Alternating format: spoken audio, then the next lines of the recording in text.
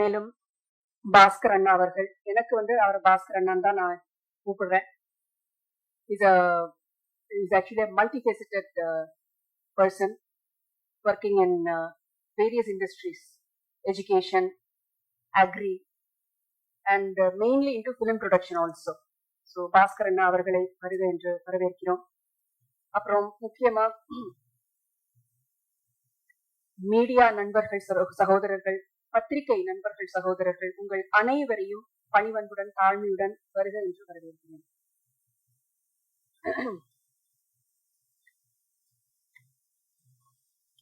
இந்த திரைப்படத்தினுடைய ஆடியோ எங்களுக்கு எம்ஆர்டி அவங்கதான் இந்த ஆடியோ எடுத்திருக்காங்க.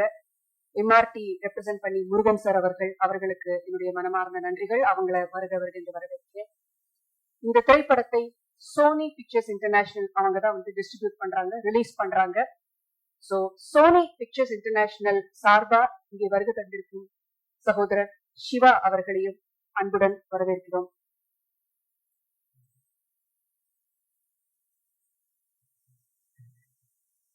இப்ப வளர்ந்து கொண்டிருக்கும் chocolate boy, handsome guy and a very good performer on the screen.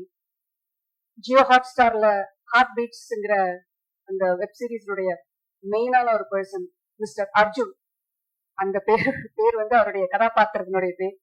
நம்ம திரைப்படத்துல ஒரு முக்கியமான வேடம் ஏற்று நடிச்சிருக்கிறாரு திரு சாருகேஷ் அவர்களையும் அவர்களுடைய தாயார் அவர்களையும் அன்போடு வரவேற்கிறோம்.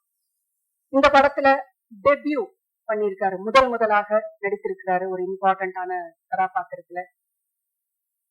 ஈஸ்வர் கிருஷ்ணா அவரையும் அன்போடு வரவேற்கிறோம். மனசிலாமன்ற மோனே அவர்கள் மலையாளத்துல சொல்லணும், அதான் கொஞ்சம் புரியும்.